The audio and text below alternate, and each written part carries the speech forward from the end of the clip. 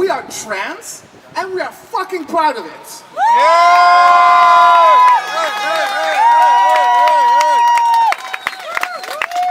I say the time has come for us to move forward in our power. The power of a community that is fed up. A community that will not be divided any longer. That will not be cowed back into anonymity. We will not be beaten into silence, and we will not be murdered in vain. The Transgender Day of Remembrance organization asked us to take special note of the position of trans sex workers. They point out, quite rightly, that the majority of murdered and assaulted trans warriors around the world are sex workers.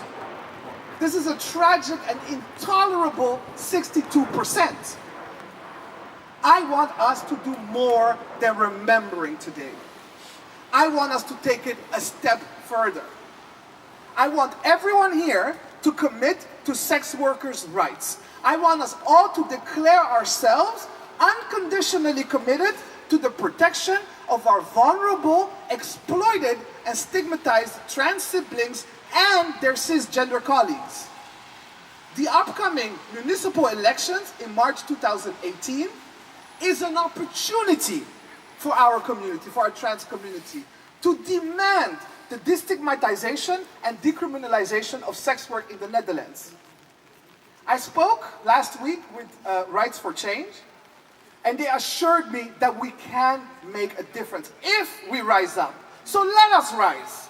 Let us make clear, demand from local governments and councils to effectively protect our trans warriors doing sex work.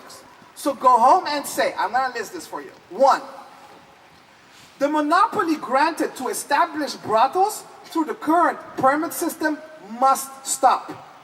Permits should be granted on a more transparent and fairer basis. In fact, we must demand that new businesses are encouraged.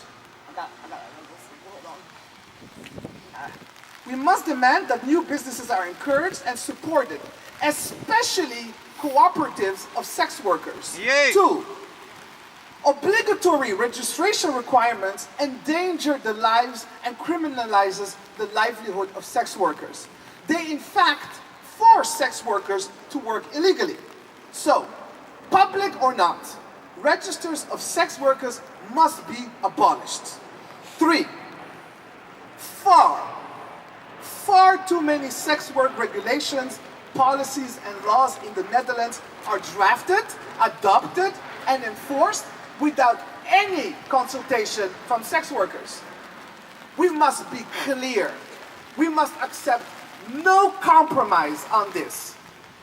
Legislation, regulations, and policies about sex workers must be drafted in direct consultation with sex workers, trans sex workers, and their representatives. 4, sex workers, like any other workers, must have the freedom to choose where to work and how. They must be able to decide between working independently, in a brothel, or with an escort bureau.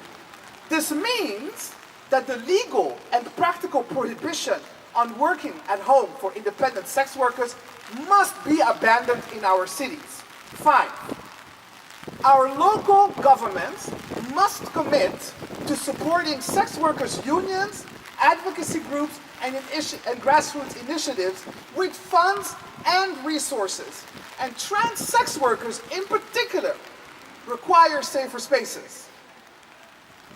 Like I said, I want you to go home to your hometown, to your local parties and political leaders, and tell them just that.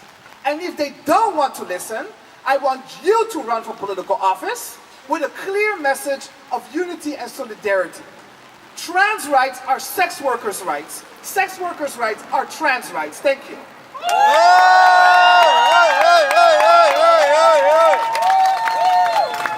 Thank you, Alada. Tara, age 29, Chennai, India. Beat, Paragominas, Brazil. Celeste, age 35, Cordoba. Dai Azevedo, Caiaco, Brazil. Guatemala. Guatemala City. Rafael Guilherme Silva Pereira, Porto Alegre, Brasil. Holly came from Miami, FLA. Hitchhiked away across the USA. Plucked her eyebrows along the way, shaved her legs, and then he was a she that said, "Hey babe, take a walk on the wild side."